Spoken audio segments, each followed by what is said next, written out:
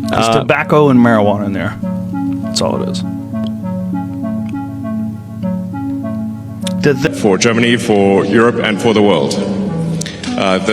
The world knows Elon Musk as a visionary, a billionaire inventor who builds rockets, electric cars, and dreams about colonizing Mars. To millions of fans, he looks like the hero of a science fiction story who somehow escaped the pages of a novel and entered the real world. But the truth is rarely that simple. Every empire begins somewhere, and Musk's empire begins in a place far removed from Silicon Valley's glass towers, the tense suburbs of Pretoria in South Africa. It was the 1970s and 80s, a country divided by politics, race, and social tension. The environment around him was unstable, and the world he was born into was far from peaceful. And inside that world, a strange child was growing up. Young Elon Musk was different from the beginning. While other children ran outside chasing soccer balls under the African sun, he spent hours buried inside books that most adults struggled to understand. Science fiction novels, physics textbooks, engineering manuals, the kind of reading material that turns imagination into obsession. For Musk, those pages were more than entertainment. They were blueprints for the future. Yet outside the safety of books, reality was cruel. School life for Musk was not heroic or inspiring. He was quiet, socially awkward, and painfully introverted, the kind of student who attracted attention from the wrong people. Bullies. One incident reportedly left him hospitalized after being beaten so severely that he struggled to breathe. For a young mind already disconnected from the world around him, experiences like that leave scars deeper than bruises. They leave questions. Why are some people powerful while others are powerless? Why do some control the world while others simply survive in it? Those questions can quietly reshape a person's ambition. And in Musk's case, they did. Computers became his refuge.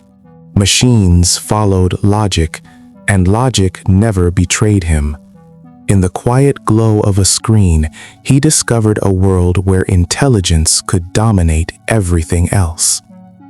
At just 12 years old, Musk wrote a simple video game called Blastar. The graphics were crude and the gameplay basic, but when he sold the code for around $500, something clicked inside his mind. Technology was leverage. It was influence. And influence could change history. But South Africa was not the stage where he planned to perform. The political tension of the country, combined with the looming possibility of military service, pushed Musk toward a drastic decision. He left. First to Canada, chasing opportunity, then eventually to the center of the digital revolution itself, Silicon Valley in the United States. The timing was perfect. The internet was exploding into existence, transforming entire industries overnight. Old companies were collapsing, while new ones were being built by young programmers working from cramped apartments and borrowed offices. For Elon Musk, it felt like destiny. And destiny can be a dangerous thing for someone who already believes the future belongs to them. Every vehicle that we make will be another step in the direction of a sustainable energy future. The early years in Silicon Valley were not glamorous. Musk was not yet the billionaire celebrity that social media would later idolize. He was simply another ambitious immigrant, trying to survive in a brutal startup ecosystem, where most companies fail before anyone notices they existed. But Musk was not interested in survival. He wanted domination.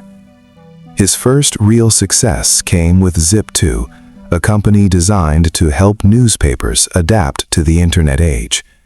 At the time, traditional media had no idea how the digital world worked. Musk saw an opportunity, not just to build software, but to insert himself into the infrastructure of the future. In 1999, the company sold for more than $300 million. Overnight, Musk became rich. But wealth did not calm him. It accelerated him. Most entrepreneurs would have taken a break after such a victory, but Musk immediately launched another project, X.com, an online financial platform that would later evolve into PayPal. When eBay purchased PayPal for $1.5 billion in 2002, Musk walked away with around $180 million. For most people, that kind of money represents freedom. For Musk, it represented ammunition. Instead of retreating into luxury, he reinvested nearly everything into two ideas that many experts considered impossible. One was a company determined to reinvent the automobile industry through electric vehicles. The other aimed to conquer space. Those companies were Tesla and SpaceX. Both projects seemed absurd at first. Electric cars had failed repeatedly in the past, and rocket engineering was traditionally dominated by government agencies with enormous budgets. A private entrepreneur challenging those systems looked reckless. Yet Musk pushed forward anyway. Inside Tesla, employees often described the environment as intense, sometimes even brutal. Deadlines were extreme. Expectations were relentless. Musk demanded results that sometimes seemed physically impossible. Some workers admired the mission. Others feared the pressure. But slowly, the gamble paid off. Tesla cars began dominating headlines, proving that electric vehicles could outperform traditional gasoline cars. Investors flooded the company with money, turning Tesla into one of the most valuable automakers in history. Meanwhile, SpaceX was fighting its own war against gravity. The first rockets exploded. Then another. Then another. Each failure burned millions of dollars, and critics began predicting that Musk's empire would collapse before it truly began. But Musk refused to stop. He believed that rockets could be redesigned, simplified, and reused, dramatically lowering the cost of space travel. In 2008, that belief was finally proven. SpaceX successfully launched the Falcon 1 rocket into orbit, making history as the first privately funded company to accomplish such a feat. Soon afterward, NASA signed contracts with SpaceX worth billions of dollars. The dreamer had become a power broker. And power always comes with consequences.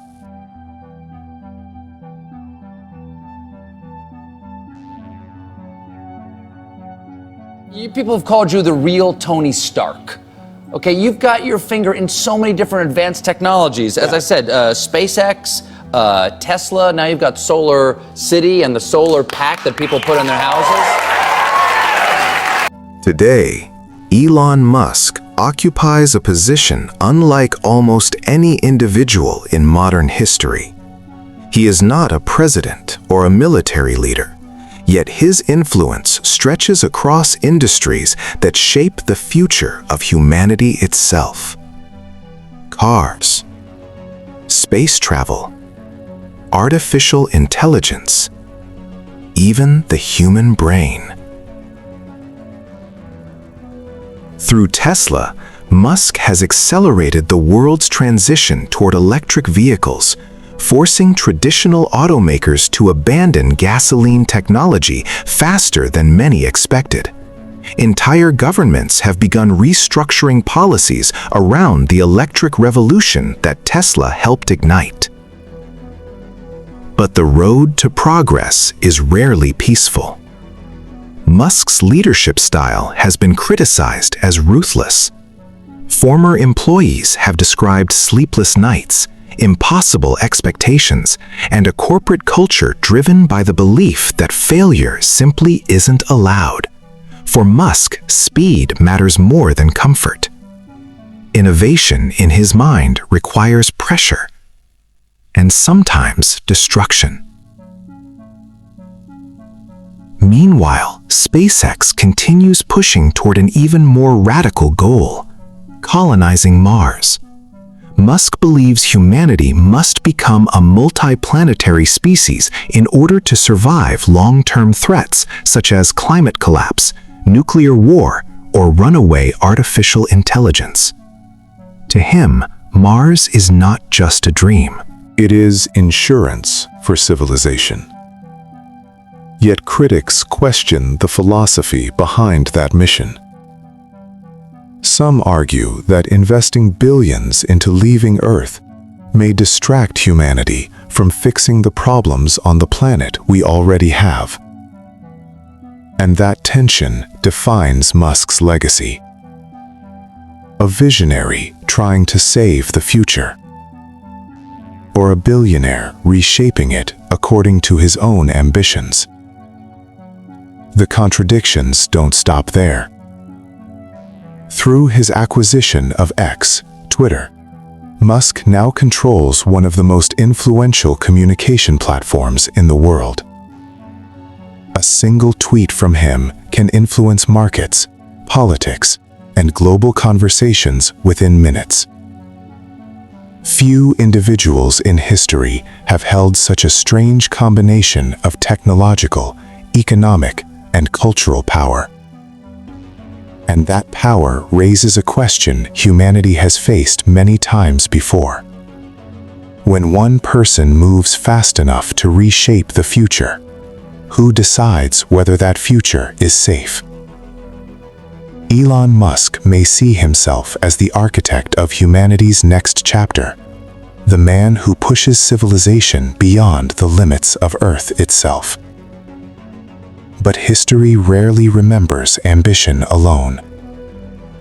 It remembers consequences. Tesla will make sure. And the final verdict on Elon Musk has not yet been written. A gemstone for the area, for Germany, for Europe, and for the world.